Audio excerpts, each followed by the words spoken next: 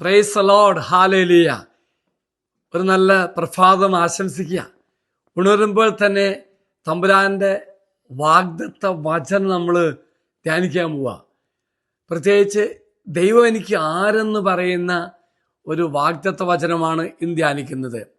ഇത് നമ്മൾ വായിക്കുന്നത് സങ്കീർത്തനം 46:1. ദൈവമാണ് നമ്മുടെ അഭയവും ശക്തിയും, കഷ്ടതയിൽ അവിടുന്ന് സുനിശ്ചിതമായ തുണയാണ്.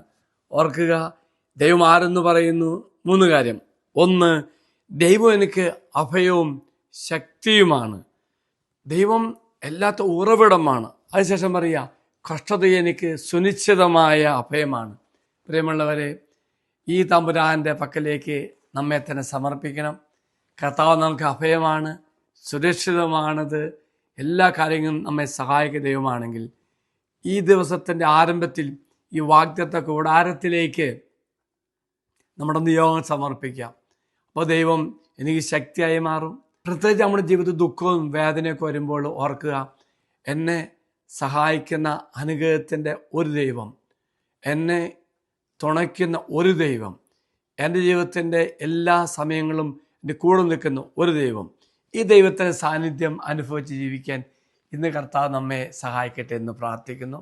ഇത് വാഗ്ദത്ത പേടകം നിങ്ങൾ സമർപ്പിക്കുക.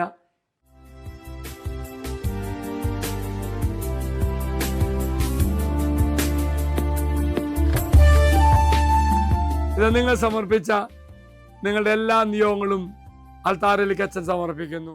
ഒപ്പം നീ വിശ്വസിച്ചോളൂ, നീ സമർപ്പിച്ച നിയോഗങ്ങൾക്ക് വേണ്ടി കർത്താവ് സ്വർഗത്തിൽ നിന്ന് അനുഗ്രഹം വർഷിക്കും. ശക്തിയായി അഭയമായി തുണയാകുന്ന കർത്താവ്, ആ കർത്താവിൻ്റെ സാന്നിധ്യം ഇന്ന് അനുഭവിക്കുവാൻ നിന്റെ ജീവിതത്തിനിടയാകട്ടെ എന്ന് പ്രാർത്ഥിക്കുന്നു. ദൈവം നിങ്ങളെല്ലാവരും അനുഗ്രഹിക്കട്ടെ. ഈശ്വരാശീർവാദം തരാം. നമ്മുടെ കർത്താവായ ശമിശാകരവയും പിതാവായ ദൈവത്തിൻ്റെ സ്നേഹവും പരിശുദ്ധാത്മാവിൻ്റെ സഹവാസവും നമ്മെല്ലാവരോടും കൂടെ ഉണ്ടായിരിക്കട്ടെ, ഇപ്പോഴും എപ്പോഴും എന്നേക്കും. ആമേൻ. ഒരു നല്ല ദിവസം ആശംസിക്കുന്നു. എല്ലാവരും കർത്താവ് അനുഗ്രഹിക്കട്ടെ. Praise the Lord.